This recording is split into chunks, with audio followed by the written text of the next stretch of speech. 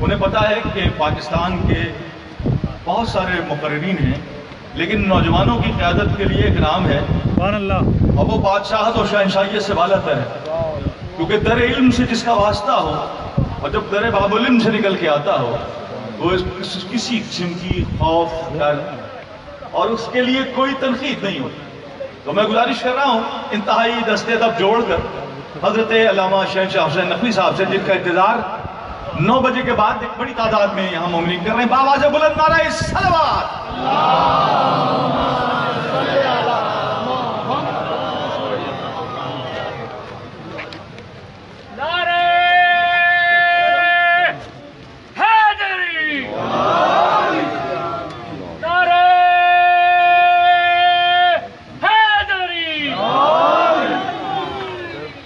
بند نہیں کرنا۔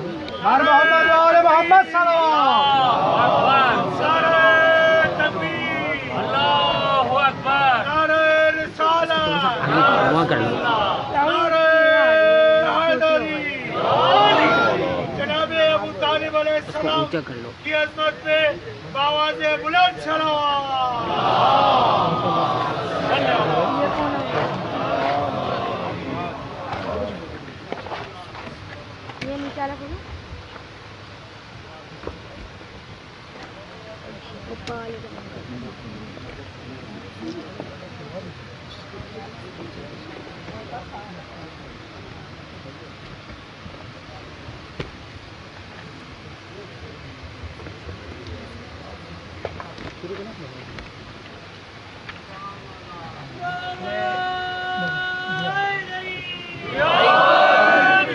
أعوذ بالله من الشيطان الرجيم بسم الله الرحمن الرحيم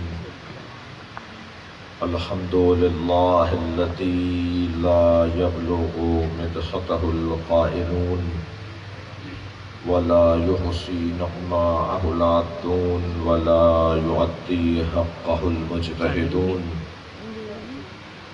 الذي ليس لصفته حد محدود ولا نعت موجود ولا وقت معدود ولا أجل ممدود فدر الخلائق بقدرته ونشر الرياح برحمته الصلاة والسلام على الرسول المسدد المصطفى الأمجد المحمود الأحمد سيدنا ومولانا ومولى الكونين جد الحسن والحسين عاني أبا القاسم محمد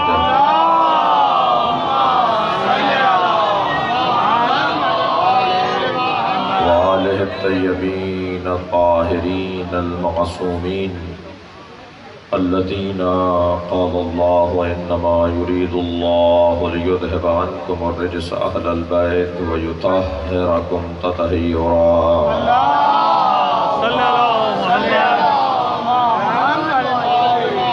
ولعنة الله على أعدائهم أجمعين من يوم عداوتهم إلى قيام يوم الدين أما بعد قال الحكيم في قرآن الكريم بسم الله الرحمن الرحيم إنما يريد الله ليذهب عنكم الرجس أهل البيت ويطهركم تطهيرا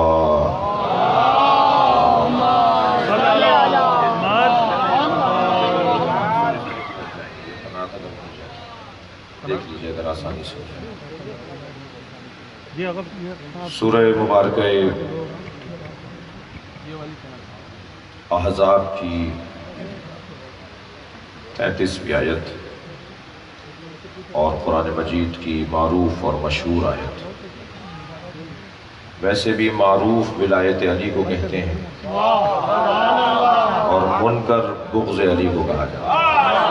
صلوات پڑھیں ذرا محمد۔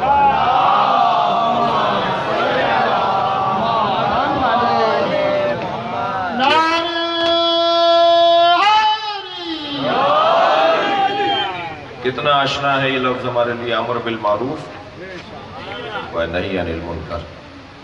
ہمیشہ معروف کا امر کرنا ہے اور منکر سے منع کرنا ہے۔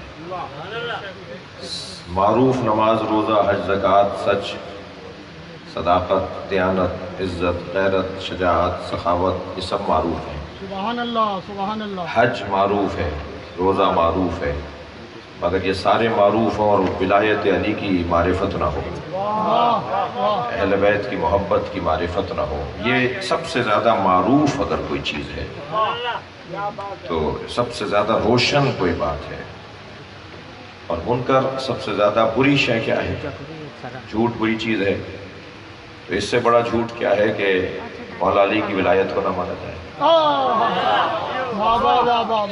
منکر یعنی بغض علی اہل بیت، اور معروف نہیں، میں اس قناعت کو کھلوانا چاہ رہا تھا کہ یہاں کچھ مومنین بیٹھے ہوئے مجھے محسوس ہو رہے ہیں کہ آ گئے ہیں، تو آسانی ہو جائے گی۔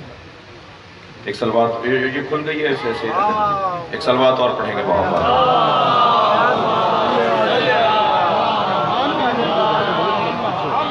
اس سے بہتر اور بلند سلوات نبی کی ذات۔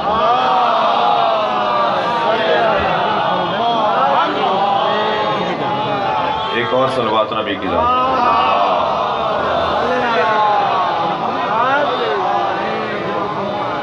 توجہ میرے ساتھ ہے، گفتگو مضمون کو پیش کروں۔ انما یرید اللہ لیذھب، یہ آیت انتہائی معروف آیت، اور قرآن مجید کی بعض آیات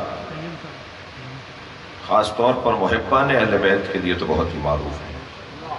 وہ آیہ غدیر ہو، وہ آیہ ولایت ہو، وہ آیہ مباہنہ ہو، وہ آیہ مبارکہ تطہیر ہو، وہ آیہ مودت ہو، یہ قرآن مجید کی آیات کے نام ہیں، اور یہ ہمارے لیے بہت ہی معروف اور مشہور ہے۔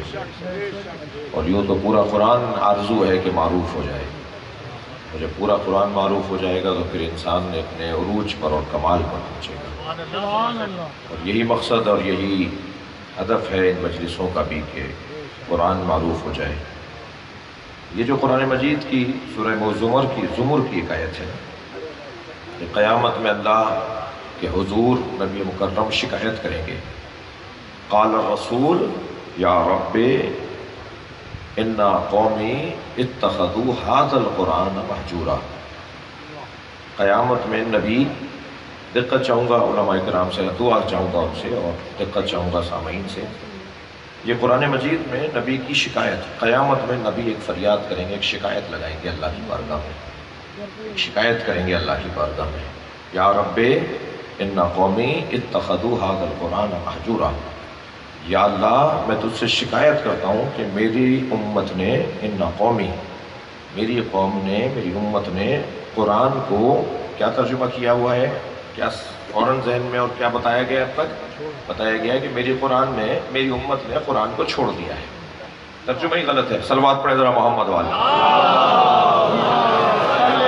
مگر یہی مشہور ہے، بہت زیادہ ترجمے، بہت زیادہ قرآن اور احادیث کے ترجمے ہیں جو اجلت میں ہوتے ہیں۔ مثال کے طور پہ بہت مشہور حدیث ان الحسن والحسین سیدا شباب اہل الجنہ، ترجمہ ہوتا ہے حسن حسین جوانان جنت کے سردار ہیں، ترجمہ ٹھیک نہیں ہے۔ ان الحسن والحسین سیدا شباب اہل الجنہ، حسن حسین جوانان جنت کے سردار ہیں، ترجمہ ٹھیک نہیں ہے۔ سامنے کے عربی میں نبی نے بات کی ہے، انتہائی سادہ زبان میں بولنا نبی کا ہی تو معجزہ تھا۔ نبی فرماتے ہیں کہ اللہ نے مجھے جامع ترین کلمات بولنے کا معجزہ عطا کیا ہے، میں انتہائی مختصر کلمات میں سمندر معرفت کو اتار دیتا ہوں۔ یہ سرکار کا دعویٰ ہے، صلوات پڑھیں نبی کی ذات۔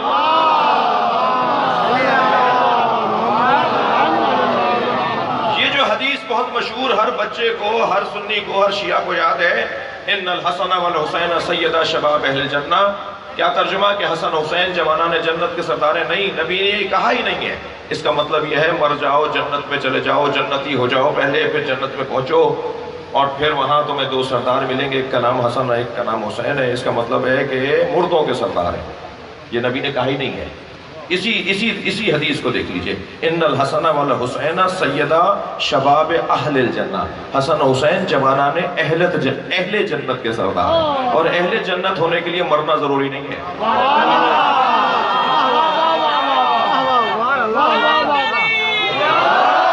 کلمات پڑھیں گے محمد و آل محمد۔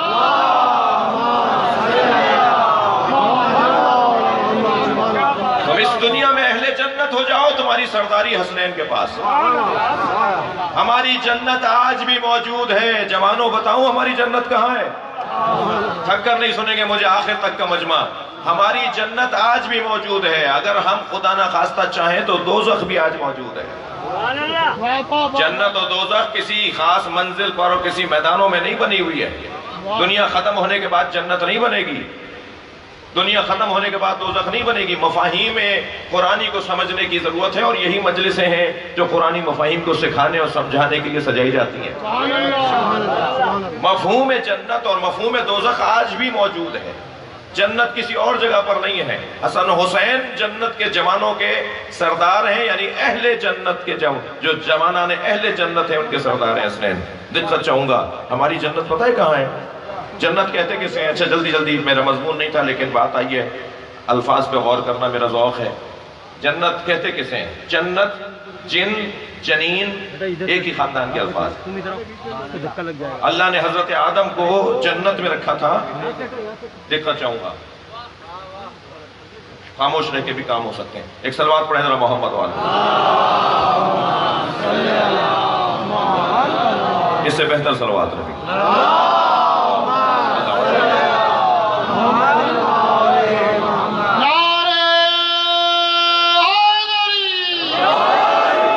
جنت میں جو حضرت آدم کو رکھا گیا تھا, پھر سوال کرتا ہے یہ بچہ کہ جنت سے حضرت آدم کو نکال دیا.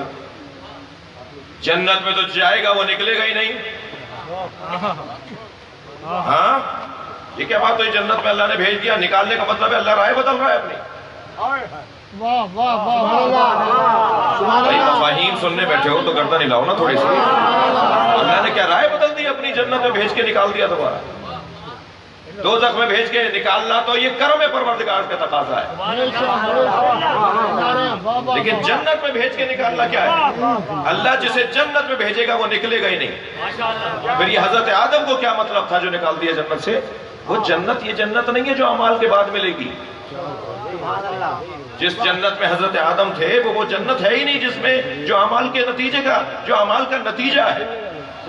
ابھی تو کوئی عمل ہی حضرت آدم کا نہیں ہے. وہ جنت ہی نہیں تھی وہ جس میں حضرت آدم کو بھیجا گیا. جنت نہیں تھی وہ, خوش آب و ہوا جگہ تھی, اور اتنی خوشگوار جگہ تھی کہ جہاں کا کوئی چپا بھی بغیر ہریالی کے نہیں تھا. کسی چیز کو اگر ہریالی سے ڈھانپ دیا جائے تو اسے جنت کہا جاتا ہے. اس لیے کہتے ہیں کشمیر جنت نظیر. صلوات پڑھیں ذرا محمد والا.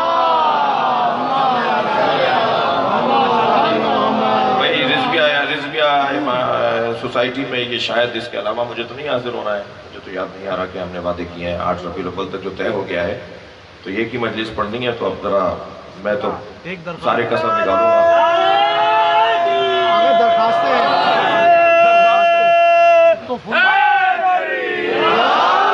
عمران بھائی کی فرمائشیں دیکھتے ہیں. وہ 7 تاریخ تو ٹنڈوالا یار کو دی ہے, اور ٹنڈوالا یار میں بھی ہے اسی دن, اور اسی دن جو ہے وہ میر کو خاص میں بھی. دو جگہ کچھ آگے پیچھے کر لیں گے. ہاں عمران بھائی آگے پیچھے کر. ایک صلوات اور نبی کی ذات.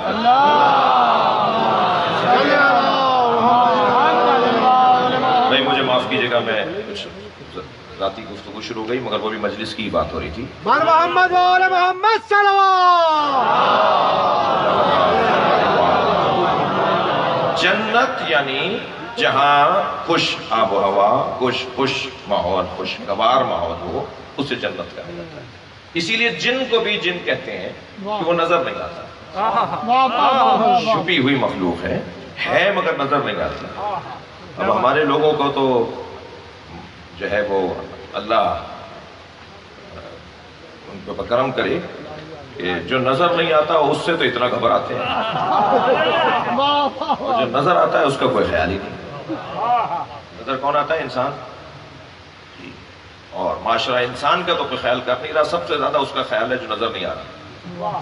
ایک صاحب کہنے لگے مولانا جن سے ڈر لگتا ہے. میں نے کہا تو پھر تم چھوٹے, تم انسان نہیں ہو. انسان جن سے کیسے ڈر سکتا ہے؟ انسان تو افضل ہے نا. ہاں بے شک تو 1-2 آوازیں آئیں گے, مگر جب ایسا مرحلہ آ گیا تو نہیں معلوم کس کا کیا حال ہوگا. تو جن کسے کہتے ہیں؟ جو نظر نہ آتا. جنین کو جنین کیوں کہتے ہیں؟ جو ماں کے شکم میں بچہ ہوتا ہے اسے جنین کیوں کہتے ہیں؟ اس لیے کہ وہ نظر نہیں آ رہا ہے. تو جنت کے جوانان جنت کے سردار ہیں، اسی دنیا میں ہمارے سردار ہیں۔ اب بتاؤں جنت ہماری کہاں ہے؟ جہاں دل کو ٹھنڈک ملے، جہاں ذہن کو سکون ملے، جہاں بیٹھنے کا دل کرے۔ بڑی عنایت آپ کی توجہات کا شکر گزار ہوں۔ جہاں انسان کا دل لگے وہی جنت ہے۔ ہماری جنت تو عزائے حسین ہے۔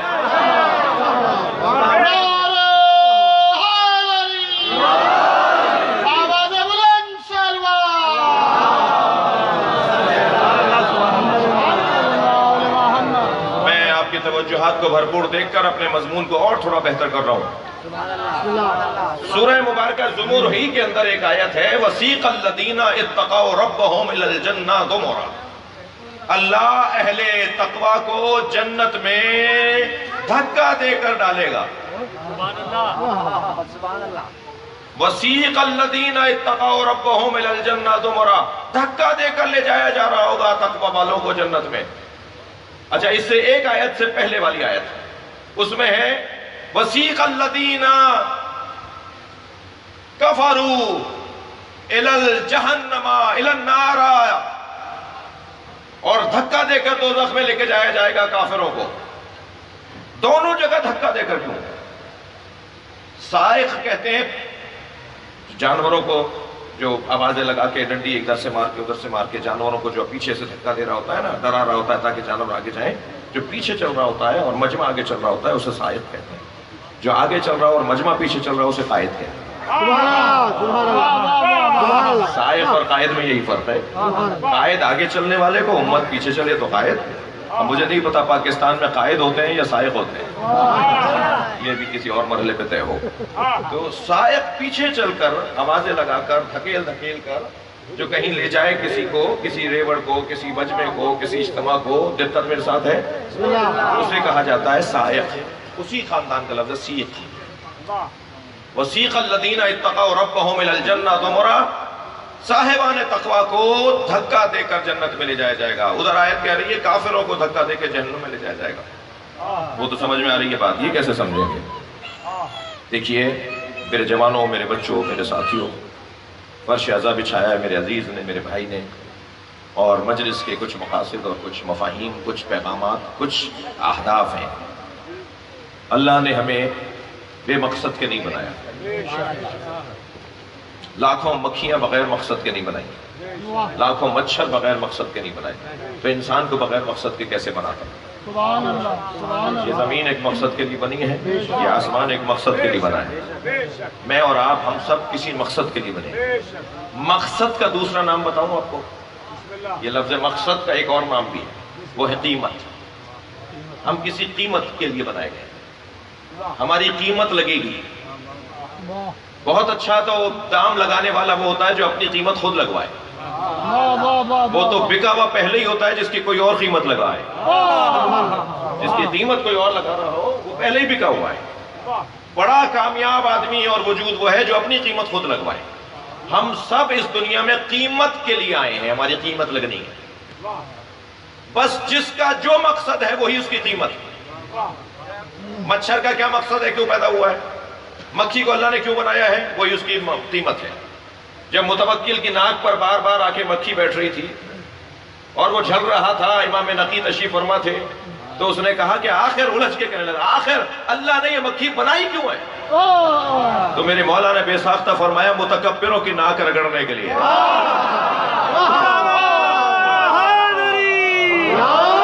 صلوات پڑھیں گے مولا نقی کی ذات پر۔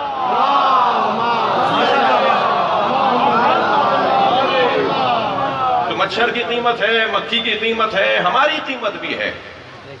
قرآن مجید میں اگر بیع و شراء کا ذکر نہ آیا ہوتا تو ممکن ہے کوئی مجھے مجلس کے بعد روک لیتا کہ مولانا یہ کیا بات آپ نے شروع کر دی، قرآن میں بیچنے اور خریدنے کی بات آئی ہے جی۔ من المومنین رجال صدقوا ما عاهدوا اللہ علیہ کی طرح ان اللہ اشتری من المومنین انفسهم واموالهم، اللہ مومنین سے ان کا مال بھی خریدتا ہے اور جان بھی خریدتا ہے۔ بیچنے اور خریدنے کی بات قرآن میں ہے، تو میں بات غلط نہیں کر رہا کہ اللہ نے ہماری بھی کوئی قیمت لگائی ہے۔ اب بڑے سے بڑی قیمت، زیادہ سے زیادہ قیمت بیچنے اور خریدنے والے اگر یہاں کاروباری مزاج لوگ بیٹھے تو میری بات کو زیادہ محسوس کریں گے۔ زیادہ قیمت یا بہتر قیمت یا صحیح قیمت کون لگاتا ہے؟ وہ جو بڑا کاروباری ہوتا ہے، مارکیٹ میں جس کا بڑا پیسہ لگا ہوا ہوتا ہے نا، اس کی طرف لوگ دیکھ رہے ہوتے ہیں۔ دنیا کی مارکیٹ کو لے لیجئے، پاکستان کی مارکیٹ کو لے لیجئے، جو زیادہ پیسہ لگائے ہوئے ہوتا ہے وہی قیمتیں لگواتا ہے، ایسا ہی ہے۔ جناب خدیجہ بازار عکاظ میں قیمتیں لگواتی تھی، بی بی طے کرتی تھی کہ فلاں جنس کی قیمت کیا ہوگی۔ جتنے بھی تاجر آتے تھے مکہ تو پہلے جناب خدیجہ کے گھر پہنچتے تھے، بی بی اپنی کرسی پہ تشریف فرما ہوتی تھی، ایک پردہ ڈلا ہوا ہوتا تھا اور اس طرف سارے کاروباری اور تاجر اور بزنس مین بیٹھے ہوتے تھے۔ سیدۃ التجار لقب ہے بی بی خدیجہ کا، تاجروں کی سیدہ جی۔ اور پھر اس میں لا کر ہر کا تاجر بتاتا تھا کہ میں مثلا یمن سے آیا ہوں، یہ جنس لے کر آیا ہوں، میں شام سے آیا ہوں، یہ جنس لے کر آیا ہوں، میں بصرے سے آیا ہوں، یہ جنس لے کر آیا ہوں، اور جناب خدیجہ طے کرتی تھی کہ فلاں جنس کی قیمت یہ لگے گی۔ پھر اس پہ گفتگو ہوتی تھی، وہ کہتا تھا بی بی میں اتنا میرا خرچہ اس کے اوپر ہو گیا، تو بی بی اگر کہہ دیتی تھی مان لیتی تھی تو وہی قیمت طے پاتی تھی۔ قربان جائیں عظمتوں پر۔ تو قیمت لگانا بڑے کاروباری کا کام ہے، جو بہت بڑا بزنس مین ہوتا ہے وہ قیمت لگاتا ہے۔ اب یہ تو ہے ہماری دنیا کے بازاروں کا اور مارکیٹوں کا اور اسٹاک ایکسچینج کا حال جی۔ اللہ کی کائنات میں سب سے زیادہ قیمت جس نے لگوائی اور سب سے زیادہ قیمت جس نے پائی اسے علی کہتے ہیں۔ جی جی، صلوات پڑھیں مولا، صلوات پڑھیں گے محمد و آل محمد۔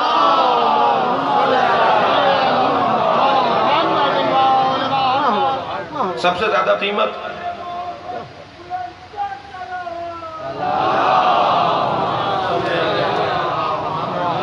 من الناس من یشری نفسہ ابتغاء مرضات اللہ، لوگوں میں سے وہ بھی تو ہیں جو اپنی جان بیچتے ہیں اور اللہ کی مرضیاں خریدتے ہیں۔ یہ تو علی نے اپنی جان بیچی ہے تو اللہ کی مرضیاں لی ہیں۔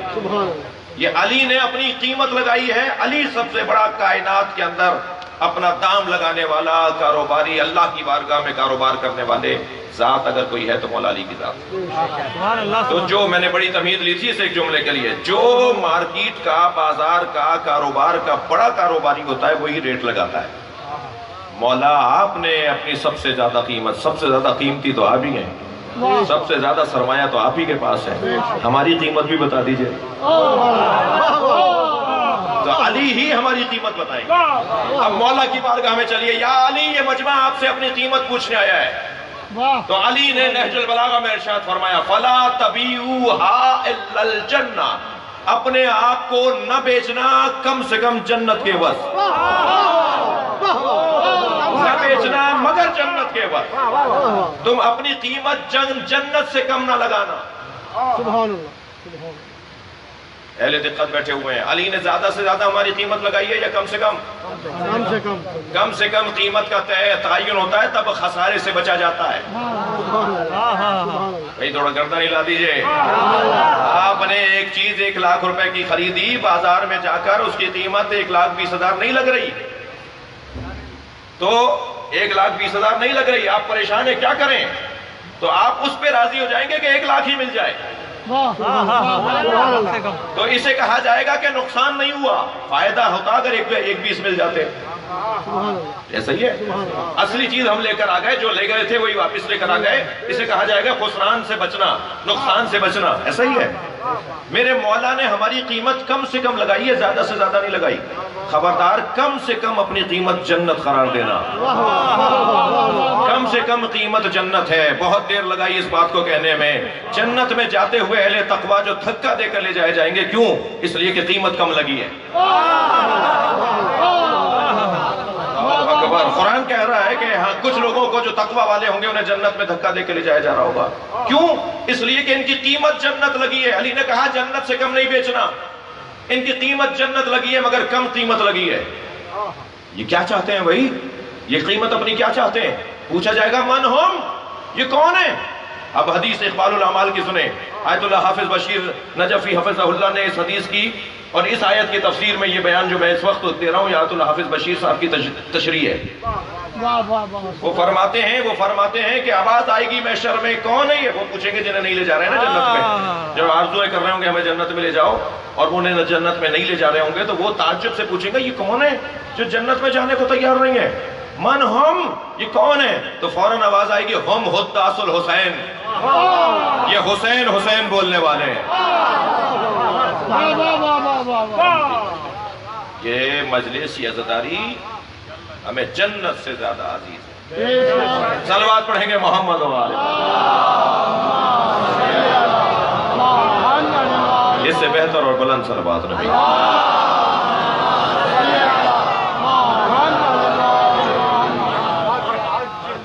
اللہ اکبر، توجہ کر دیا؟ تو یہ مقصد اور اس کے لیے قربانیاں، اس کے لیے جانوں کا نذرانہ، اس کے لیے مال کا دینا، یہ ہمارے لیے کوئی معنی نہیں رکھتا۔ مال ہمارے لیے مجلس کے آگے حیثیت رکھتا ہے، ہر سال سے زیادہ خرچہ ہوگا، ہر سال سے زیادہ اہتمام ہوگا۔ خدا کے واسطے اب کم ہو گیا ہے، بیچ میں کچھ ذرا زیادہ زور پکڑ گئی تھی کچھ باتیں، اتنی نیاز، اتنی نظر، اتنا اہتمام، اتنا خرچہ، فلاں کام کیوں نہیں کرتے، فلاں کام کیوں نہیں کرتے۔ سارے کام اس وقت کیوں یاد آتے ہیں جب مجلس کا خرچہ نظر آتا ہے۔ جو کام مطلوب ہوتا ہے، مقصود ہوتا ہے، اس کام کو اہتمام کے ساتھ کیا جاتا ہے۔ طے کرو کہ مطلب ہے یا نہیں، مقصود ہے یا نہیں۔ اگر عزائے سید الشہداء، عزائے اہل بیت، مودت اور محبت اہل بیت کا اہتمام یہ اولویت رکھتا ہے تو پھر اسی کے حساب سے اہتمام بھی ہوگا۔ ایک صاحب کہنے لگے میرا بچہ نماز نہیں پڑھتا، نصیحت کریں۔ میں نے کہا آپ ذرا بتائیے آپ کیسے پڑھتے ہیں؟ کہنے کہ کیا مطلب، میں تو پڑھتا ہوں۔ میں نے کہا تھوڑا سا بتا دیجیے حلیہ کیسا ہوتا ہے؟ کہنے مولانا بس آفس سے تھکے ماندے آتے ہیں، کبھی کبھی کچھے میں بھی پڑھ لیتا ہوں، کبھی کبھی بنیان میں بھی پڑھ لیتا ہوں۔ میں نے کہا آئینے کے سامنے کھڑے ہو کے بال بنا کے پرفیوم لگا کے کبھی نماز پڑھی؟ کہنے نہیں۔ میں نے کہا جب آپ نماز کے لیے اہتمام ہی نہیں کریں گے تو بچے کو محبت کیوں ہوگی؟ بھائی صلوات پڑھنے میں نبی کی ذات پر۔ آپ نے تو نماز کو انتہائی بیکار لوگوں کا کام بنا کر دکھایا نا بچے کے سامنے۔ انتہائی ثانوی بھی نہیں، ثالثی بھی نہیں، رابعی بھی نہیں، خامسی کام بھی نہیں، انتہائی آخری کام۔ سب کاموں سے نمٹ لو، سارے کاموں سے فارغ ہو جاؤ تو نماز بھی پڑھ لینا، اور پھر ایسے پڑھ لینا پسینوں کے کپڑوں میں، بگڑے ہوئے بالوں میں، چہرے پر مثال کے طور پر سارے رستے کی موٹر سائیکل پر آئے اپنے آفس سے، سارے کراچی کا ہاف کی فضا، معلوم ہوا کسی کو روغن بھی چہرے پہ لگا ہوا ہے، اور نماز پڑھ رہے ہیں۔ تو پھر بچہ کیسے محبت کرے گا؟ بچہ تو اس چیز کی طرف رغبت کرے گا۔ یہ بچہ تو بڑا اللہ نے سالم بنا کر بھیجا ہے۔ یہ تو وہی چادر مانگتی ہے کہ جو اماں نے پہنی ہوئی ہے، یہ تو وہی کنگھا مانگتا ہے جو ابا جس سے کنگھا کر رہے تھے، یہ تو وہی پین مانگتا ہے جس سے ابا لکھ رہے تھے، یہ تو آپ کو اتنا آئیڈیل مانگتا ہے، اتنا نمونہ اور مثالی مانگتا ہے۔ یہ آپ نے کاموں کی پیروی کیوں نہیں کر رہا؟ کہیں خامی آپ میں۔ اگر آپ نے آمادہ ہو کر آئینے کے سامنے غسل کر کے اور نئے کپڑے اور اجلے کپڑے پہن کر اور بالوں کو کنگھا کر کے پرفیوم اور خوشبو لگا کے تیاری کی ہوتی، اور مصلے کے اوپر چپٹی ہوئی چکنی ہوئی بھی سجدگاہیں ہمارے مسلوں پر ہیں، مجھے معاف کریں گے، روغن لگا ہوا ہے، تیل لگا ہوا ہے اس کے اوپر، کالی ہو گئی ہیں ہمارے گھروں کی سجدگاہیں، جن کے نہیں ہوئی ہیں وہ خفا نہیں ہو۔ میں نے تو 85 گھروں میں دیکھی ہیں، سر مسجدوں کی سجدگاہوں کو جا کے دیکھ لیجئے، کالی ہوئی ہیں۔ بھائی ریگمال رکھ لو، صاف کرو، اس پہ سجدہ ہی نہیں ہوگا۔ جا نماز دھلے میں کتنے دن ہو گئے ہمارے گھروں میں؟ 10 سال سے ہم بیڈ شیٹ تو ہر دن بعد بدلتے ہیں، جا نماز ہمارے یہاں نہیں بدلی جاتی۔ خفا ہو رہے ہیں آپ سے پوچھ رہا ہوں، خفا ہو رہے ہیں؟ جا نمازیں کیوں نہیں ہیں ہمارے یہاں؟ جا نمازیں ہمارے یہاں نہیں کیوں نہیں ہیں؟ جا نمازیں ہمارے یہاں خوشبو کیوں نہیں ہوتی؟ جا نماز پہ پرفیوم کیوں نہیں رکھا ہوا ہوتا؟ اور ایک مرتبہ جب ہم آئینے کے سامنے کھڑے ہو کر نئے کپڑے پہن کر پرفیوم خوشبو لگا کر بالوں کو بنا کر تیار ہو کر مصلی بھی بڑا صاف ستھرا چمکا ہوا اس پہ جا کے بیٹھیں گے، یقین جانیے اس بچے کو نماز سے محبت ہے۔ سبحان اللہ، سبحان اللہ۔ جی، ہر وہ کام کہ جو ہم اہتمام سے کریں گے، خفا ہونے والے مجھے معاف کریں، ہاں، اور ہر وہ کام جو ہم اہتمام سے کریں گے اس کو اہمیت ملے گی، اس کو اولویت ملے گی، وہ رائج ہو جائے گا، وہ نافذ ہو جائے گا، وہ حاکم ہو جائے گا. اور جو کام ہم اہتمام سے نہیں کریں گے وہ مٹ جائے گا، ختم ہو جائے گا، چلا جائے گا، آج رہے کل نہیں رہے گا. تو جتنا ہمیں اہتمام سے عزاداری کرنا چاہیے اب بھی مجھے احساس ہو کہ نہیں کر رہے. میں ان بزرگوں کے لیے دعائے مغفرت کروں گا جو اپنی زمینوں میں ایک حصہ زمین کا وقف کرتے تھے عزاداری کے لیے. کیا بات ہے، سبحان اللہ سبحان اللہ. کہ اگر 50 ایکڑ میرے پاس زمین ہے تو 10 ایکڑ امام حسین کی ہے. سبحان اللہ. ایسے زمینداروں کو جانتا ہوں، ایسے لوگوں کو جانتا ہوں جو لکھ کر چلے گئے کہ ہمارے بعد ہماری زمین کی اس زمین کے پیسے عزاداری میں لگیں گے. یہ امام باقر کی سنت پہ عمل کرنے والے ہیں. آواز بلند نعرہ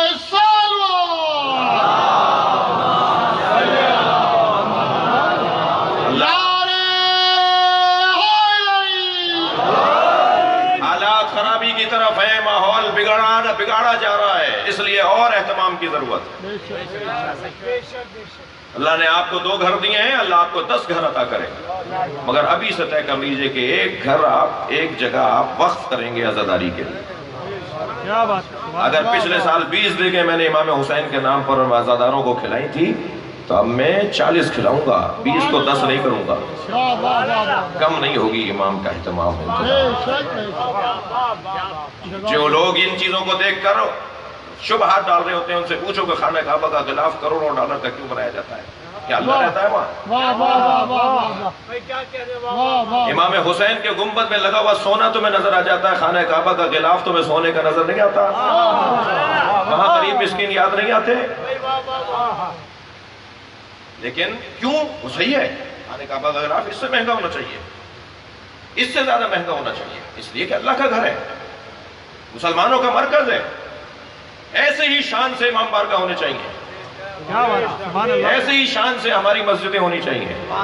مسجد کا کارپیٹ ہمارے گھر کے کارپیٹ سے اچھا ہونا چاہیے. مسجد میں پردے اور مسجد میں لائٹیں ہمارے گھروں سے اچھی ہونی چاہیے. اسی طرح عزاداری امام حسین میں انتظام بھی ہر سال سے بہتر ہونا چاہیے. وہ جو ہماری اماں، دادی، نانی نظر پکاتے وقت جب چولہا جلاتی تھیں، مجھ تک کی عمر والوں کو بچپنا انہوں نے یہ دیکھا ہے. تو وہ لکڑی بھی دھو رہی ہوتی تھی. دادی کیا کر رہی ہو؟ کہ نیاز پکاؤں گی، جس لکڑی کو چولہے کے نیچے جلاؤں گی اسے پاک کر رہی ہوں. آج کا سمجھدار جوان کہتا ہے کہ یہ تو دھواں دے گی، اس کو گیلا کر دیا. یہ کوئی سمجھداری کی بات ہے؟ تم اپنی سمجھداریاں لے جاؤ کہیں اور. اس نے تمہیں عزاداری سے سمجھدار کیا ہے. وہ کنڈیاں نکلیں گی، وہ برتن نکلیں گے جو امام حسین کے نام کے ہیں، وہ علیحدہ بکس میں رکھے ہوئے ہیں. ان میں نیاز نہیں ہوگی جو روزانہ ہم کھاتے ہیں. جن برتنوں میں برتن علیحدہ سے نکلیں گے. نہیں عزیزان اکرامی، اسے مذاق نہیں بنایا جائے. میری آواز جہاں تک جاری ہے، جتنا اہتمام کے ساتھ ہم عزائے امام حسین کو کر سکتے ہیں یہ مسئلہ. اچھا، جو میری بات کو ایسے ذرا آیت اللہ خمینی کا فرمان سنا دیتا ہوں کچھ لوگوں کو جو جنہیں زیادہ تسلی کی ضرورت ہے. آیت اللہ خمینی فرماتے ہیں عزاداری روایات کے حساب سے منعقد کرو. ہمارے یہاں ایسا ہوتا تھا، ہمارے یہاں علم ایسا بنتا تھا، ہمارے یہاں ذوالجنہ ایسے سجتا تھا، ہمارے یہاں نیاز. صلوات پڑھے ذرا محمد و آل. بڑا اس کا اثر ہے، بڑے نتیجے ہیں، بڑے اہتمام ہیں، اور اہتمام جتنا بڑھائیں گے اتنا کام بڑھتا چلا جائے گا. میں اپنے مضمون کی طرف قدرے توجہ چاہوں گا.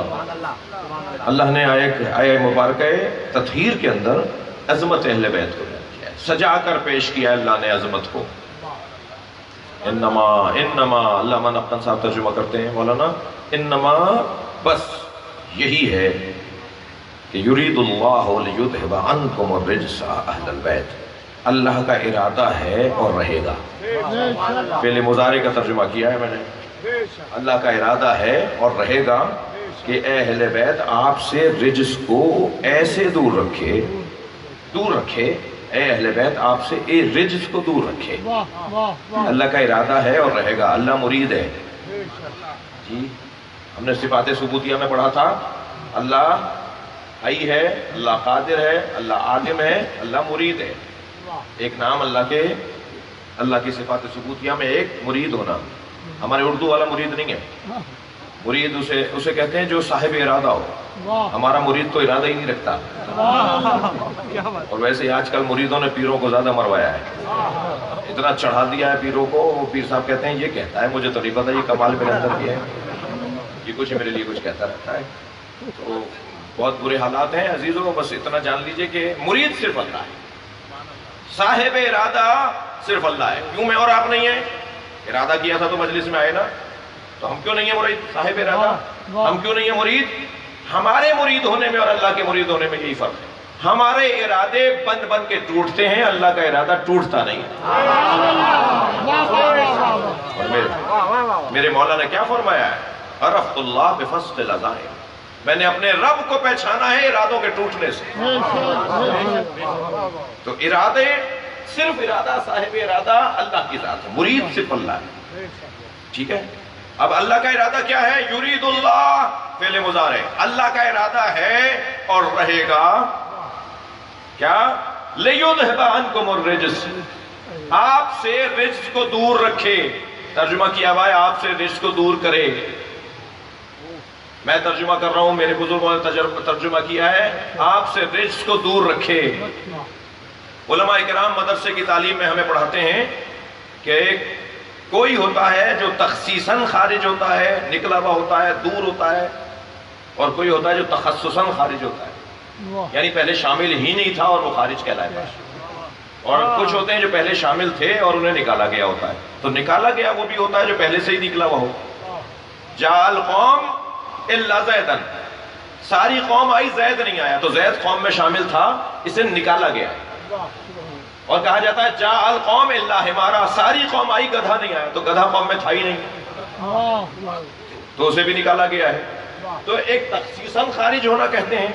اور یہی وہ پیغام ہے جو دعائے قنوت میں ہے, جو نماز عید میں آپ پڑھتے ہیں. کیا پڑھتے ہیں دعائے قنوت میں نماز عید میں؟ اللہم اخرجنی من کل سوء کما اخرجت منہ محمد وعلی محمد. سنا دیتا ہوں نا یہ بات بھی, بعض لوگوں کو اس سے الجھن ہے. یہ مسئلہ بھی یہاں حل ہونا چاہیے. یا اللہ, اللہم اخرجنی من کل سوء, یا اللہ ہمیں ہر برائی سے نکال, کما اخرجت منہ محمد وعلی محمد, جیسے تو نے محمد وعلی محمد کو نکالا. تو کچھ لوگ کہنے لگے ہم نماز عید پڑھتے ہی نہیں ہیں, اس لیے کہ جو مولوی حضرات دعائے قنوت پڑھاتے ہیں اس میں کہہ رہے ہوتے ہیں ہمیں ایسے برائیوں سے نکال جیسے اہل بیت کو نکالا. تو یہ مانتے ہیں مولوی حضرات, یہ دعائے قنوت پڑھنے والے کہ اہل بیت پہلے سے برائیوں میں تھے, جو نکالنے کی بات ہو رہی ہے. خدا کے بندے, تمہیں عربی آتی نہیں ہے, فیصلے تم کر رہے ہو. یہ عربی کے قاعدے ہیں. صلوات پڑھے ذرا محمد وعلی محمد, اس سے بہتر اور بلند صلوات.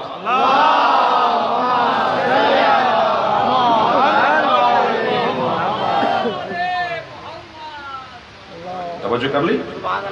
اہل بیت ہم پہلے داخل تھے اور نکالے گئے, وہ پہلے ہی داخل نہیں تھے, مگر دونوں کے لیے اخرجتا اور اخرجنی کا لفظ آئے گا. اہل بیت خارج تھے, پہلے ہی نہیں تھے سوء اور برائی کے اندر. ایسے ہی اس آیہ کریمہ کا ترجمہ انما یرید اللہ لیذھب عنکم الرجس اہل البیت. تو جنہوں نے یہ ترجمہ کیا کہ آپ کو اللہ نے ارادہ کیا ہے اور اللہ کا ارادہ ہے اور رہے گا کہ آپ کو برائیوں سے دور کرے, ہم کہہ رہے ہیں برائیوں سے دور رکھے.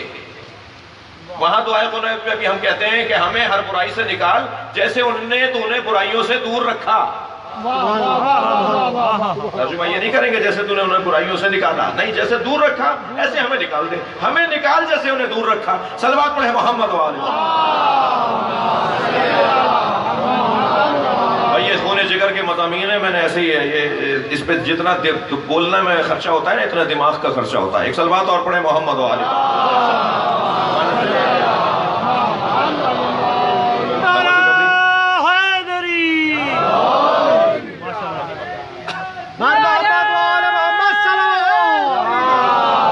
ساجد بھائی ٹھیک بیٹھے ہیں.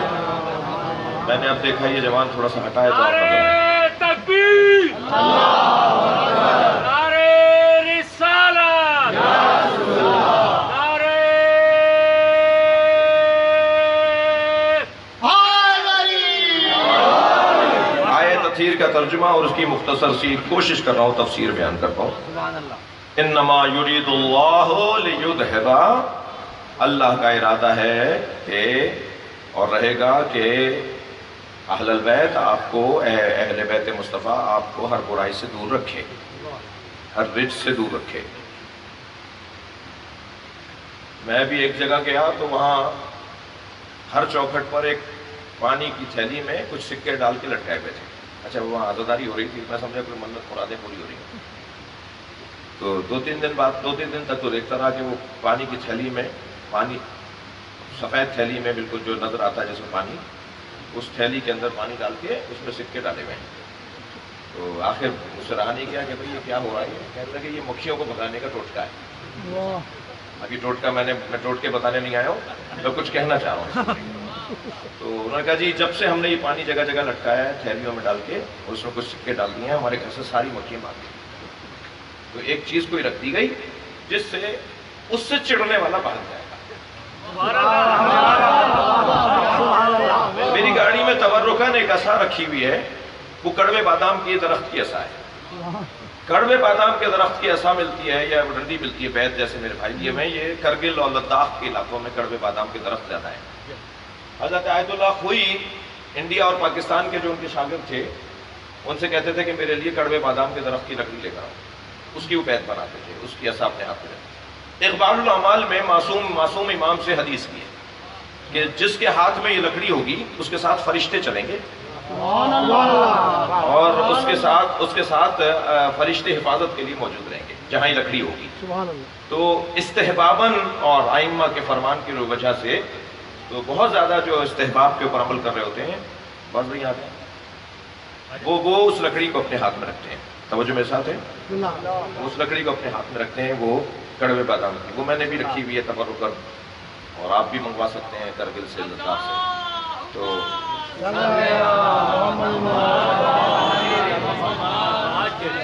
توجہ کر رہے ہیں آپ؟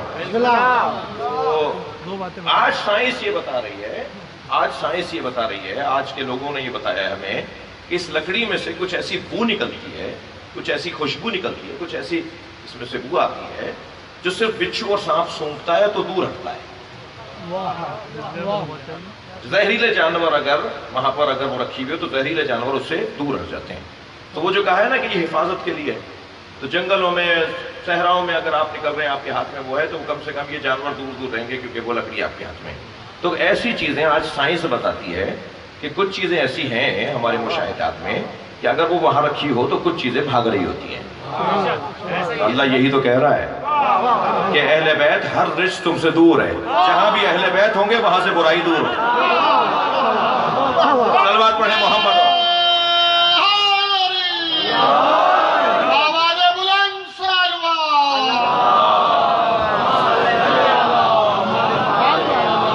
ہر برائی اہل بیت سے دور ہے، اہل بیت برائی سے دور نہیں ہے۔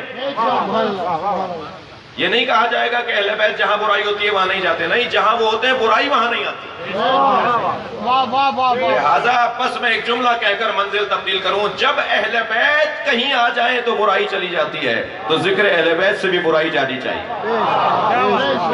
پھر ذکر اہل بیت جس زبان سے ہو رہا اسے جھوٹ نہیں ہونا چاہیے، اسے غیبت۔ صلوات پڑھ لیں ذرا محمد والے۔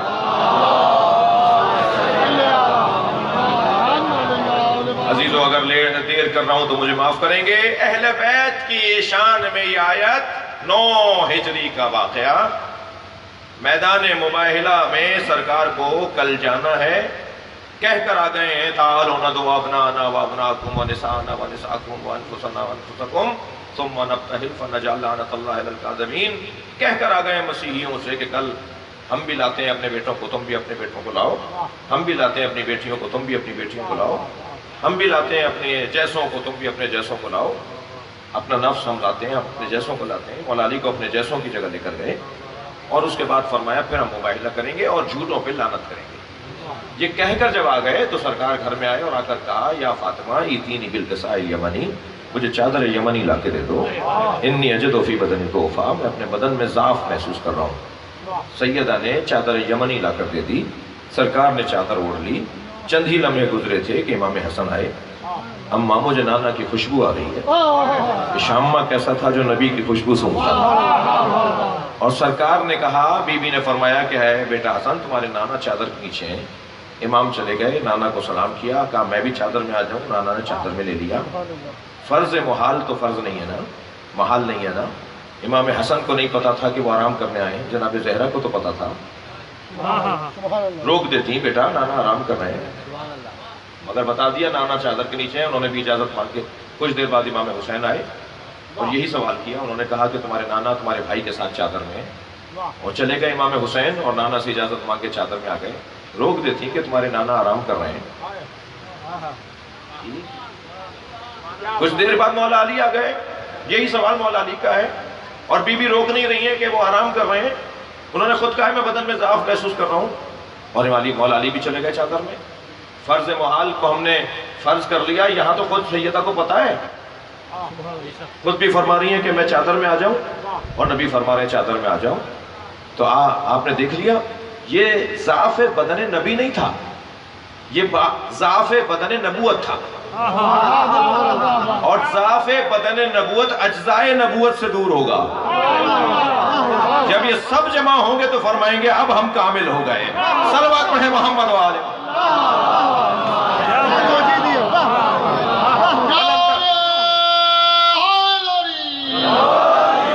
اور یہ جب کامل ہو گئے چادر میں آنے کے بعد، پھر پروردگار عالم نے یہ آیت نازل کی، اہل بیت کی عظمت کی اور اہل بیت کی طہارت کی آیت۔ تو بڑا گہرا ربط ہے عظمت اہل بیت کا میدان مباہلہ کے ساتھ، آیت تطہیر کا میدان مباہلہ کے ساتھ۔ عزیزوں، میں اپنی منزل تبدیل کروں، قاعدتاً، قانوناً، تاریخاً، عقلاً، جب یہ چادر میں جمع ہو رہے تھے تو بی بی زینب وہیں تھیں، مگر کسی روایت میں مجھے دکھائیے کہ بی بی نے حتیٰ بی بی ام سلمہ کی طرح کے کہا ہو کہ میں چادر میں آ جاؤں، کہیں نہیں ملتا۔ جناب زینب وہیں ہیں، نبی سے نہیں کہہ رہی نانا میں چادر میں آ جاؤں، دیکھ رہی ہیں بھائی جا رہے ہیں، دیکھ رہی ہیں اماں جا رہی ہیں، دیکھ رہی ہیں بابا جا رہے ہیں۔ سمجھداریاں قربان ہوں جس بی بی پر اسے عقیل بنی ہاشم کا، بی بی کا یوں ہی لقب نہیں ہے عقیل بنی ہاشم، عقل مندیاں قربان جناب زینب پر۔ دیکھ رہی ہیں کہ سب چادر میں جا رہے ہیں، خود وہی ہیں، حتیٰ اتنا بھی کوشش نہیں کی جتنا اور بی بی نے کوشش کی کہ وہ چادر میں جائیں۔ کیوں نہیں کی؟ اس لیے نہیں کی کہ اگر معصومہ کا عصمت کبریٰ پر فائز بی بی کا ایک تارے ہوں، ایک بال سورج دیکھ لے تو قیامت ہو جائے گی۔ اور زینب جانتی ہیں یہ میری جگہ نہیں ہے، مجھے تو کوفہ جانا ہے، مجھے تو شام جانا ہے۔ میں اگر چادر میں آ گئی، یہ ارادہ نہیں ہے، یہ اللہ کا ارادہ نہیں ہے، اللہ نے یہ طے نہیں کیا کہ میں چادر میں آ جاؤں۔ جب مولا علی کو لے جا رہے تھے نا ہاتھوں میں رسیاں ڈال کے، تو جناب زہرا نے چادر پکڑ کے کہا تھا خلو ابو الحسن، ابو الحسن کو چھوڑ دو ورنہ میں اپنی چادر پریشان کر رہی ہوں۔ تو سلمان فارسی راوی ہیں کہ مسجد نبوی کی دیواریں فضا میں اتنی اٹھ گئیں ایک گھوڑا گزر سکتا تھا نیچے سے، اٹھنے لگی، اڑنے لگی مسجد۔ قیامت آ رہی تھی اس لیے کہ سیدہ اپنے بال پریشان کر رہی تھی۔ مولا نے وہاں سے مڑ کر کہا فاطمہ چادر اپنے سر سے پریشان نہ کرو، سیدہ واپس گھر میں چلی جاؤ۔ جناب زہرا گھر میں واپس چلی گئیں، قیامت نہیں آئی۔ زینب اگر چادر میں آ گئی ہوتی تو کس کس نے نہیں بتایا کہ یہ حسین کی بہن ہے۔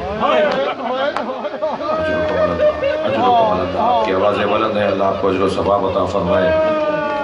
چلیے اپنے ذہنوں کو، آج 12 محرم ہے، آج سویم کا دن ہے امام حسین کے، اور عزادارو سویم بھی ہے تو امام کی تدفین کا دن بھی ہے۔ کیا دستور ہے آپ کے ہاں؟ دفنانے کے بعد وارث کے گھر آتے ہیں نا فاتحہ پڑھنے کے لیے، اجرکم اللہ، اجرکم اللہ۔ آپ کی آوازیں بلند ہیں، اللہ آپ اجر و ثواب عطا فرمائے۔ جب تدفین ہو جاتی ہے نا تو وارث کے گھر آ کے پرسہ دیا جاتا ہے۔ ہم جگہ جگہ گھر گھر مجلس اسی لیے کر رہے ہیں کہ کاش وارث ہمارے ہاں آ کر پرسہ دے۔ وارث اعظم کون ہے؟ امام زمانہ۔ مولا کو یاد کریں گے، مولا ایک لمحے کے لیے ہماری اس مجلس میں بھی آ جائیے، یہ سب آپ کو پرسہ دینے کے لیے جمع ہے۔ سلام ہو اس مظلوم امام پر جس نے ایک سجدے میں شام غریبہ سے 11 محرم تک رات کاٹ دی. شکراً شکرا حقاً حقا. امام سجاد نے ایک سجدے میں ساری رات گزاری ہے.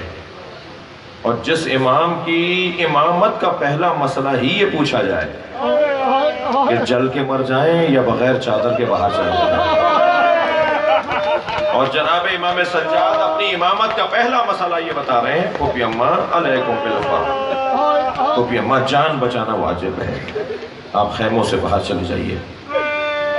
اور میری بیوی جب باہر آئی ہیں تو اپنے بچوں کو دیکھ رہی ہیں کہ کون کہاں جا رہا ہے. ایک بڑا عجیب منظر بتاؤں، مختل نے لکھا ہے جناب فاطمہ کبریٰ کہتی ہیں کہ جب خیموں کو آگ لگ رہی تھی تو میں باہر نکلی تو ایک شخص میرے قریب آنے لگا.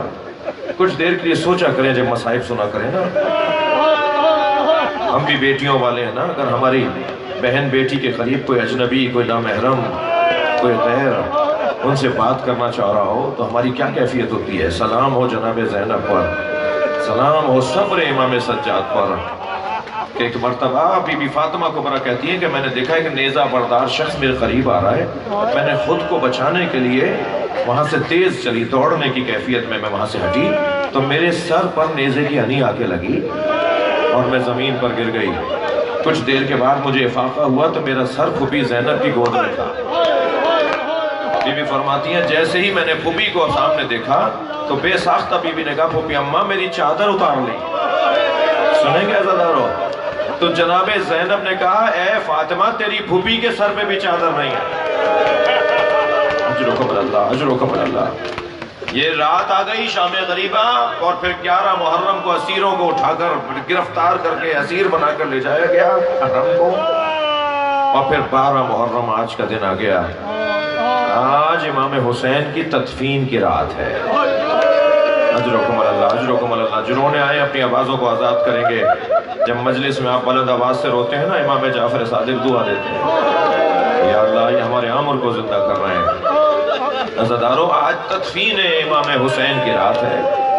میرے مولا امام حسین کو بس 2 جملے سن لیجئے، چند منزلیں سن لیجئے. میرے مولا امام حسین کو کربلا میں اعجاز سے، معجزے سے امام زین العابدین نے دفنایا ہے. امام زین العابدین اسیر بنا کے کوفے لے گئے ہیں، کوفے لے جائے گئے ہیں. وہاں امام کو سارے لوگ دیکھ رہے ہیں، یہ جو گرفتار کر کے لائے ظالم، یہ دیکھ رہے ہیں کہ امام زین العابدین وہیں موجود ہیں، مگر امام وہاں نہیں تھے. امام وہاں نہیں تھے. جب 12 محرم کئی دوپہر آ گئی نا تو بنی اسد کی عورتوں نے اپنے مردوں کو غیرت دلائی. دیکھا حسین نے زمین خرید کے ہمیں کو واپس کر دی، ہمیں قیمت بھی دے دی اور زمین بھی دے دی. ہم سے یہی تو شرط لگائی تھی کہ ہمارے جنازوں کو دفنا دینا. جاؤ جا کر زہرا کے لال کے بچوں کے لاشیں دفناؤ. اب یہ بنی اسد کے جوان اور مرد اور اس قبیلے کے مرد پھاوڑے، کدال، بیلچے لے کر نکلے. یہ پہنچے جب مقتل میں جہاں لاشیں بکھرے ہوئے تھے تو انہوں نے کوفے کی طرف سے گھوڑ سوار کو آتے ہوئے دیکھا تو آپس میں کہنے لگے کوئی حکومت کا کارندہ ہے، اپنی جان بچانے کو واپس چلو. تو دور سے امام سجاد کی آواز آئی میں زین العابدین ہوں، مجھے تمہاری مدد کی ضرورت ہے، میرے ساتھ مدد کرو. امام پہنچے. امام نے عزاداروں 5 جنازے دفنائے، 5 قبریں بنوائی ہیں، 5 قبریں بنوائی ہیں، 5 قبریں بنوائی ہیں. ایک حضرت امام حسین کی، ایک حضرت علی اکبر کی، ایک حضرت علی اصغر کی، ایک حضرت عباس کی، اور ایک قبر جو امام نے بنوائی ہے وہ گنج شہیدہ ہے. حضرت حور کا لاشا اٹھا کر لے گئے تھے، حضرت حبیب کا لاشا اٹھا کر لے گئے تھے. یہ جو قبریں آج مزاروں کی صورت میں آپ کو نظر آ رہی ہیں یہ امام سجاد کی دفنائی بھی نہیں ہے. امام سجاد نے جو 12 محرم کو دفنایا ہے نا وہ یہ 5 قبریں بنائی ہیں. گنج شہیدہ ایک بڑی قبر کھدوائی اور فرمایا ایک بڑی قبر بناؤ، اور پھر جب سارے شہیدوں کو اس قبر میں دفنا دیا. اس کا نام گنج شہیدہ. آج آپ جاتے ہیں نا وہ بہت بڑی قبر ہے، اس میں کربلا کے سارے شہید دفن ہیں. پھر فرمانے لگے میرے ساتھ نہر کی طرف چلو. اجرکم اللہ، اجرکم اللہ. امام پہنچے ہیں نہر کے کنارے. امام زین العابدین نے نہر کے کنارے چچا کا لاشا دیکھا اور حضرت عباس کو سلام کرتے ہوئے کہا چچا کوفے کے بازار میں زینب آپ کو یاد کر رہے ہیں.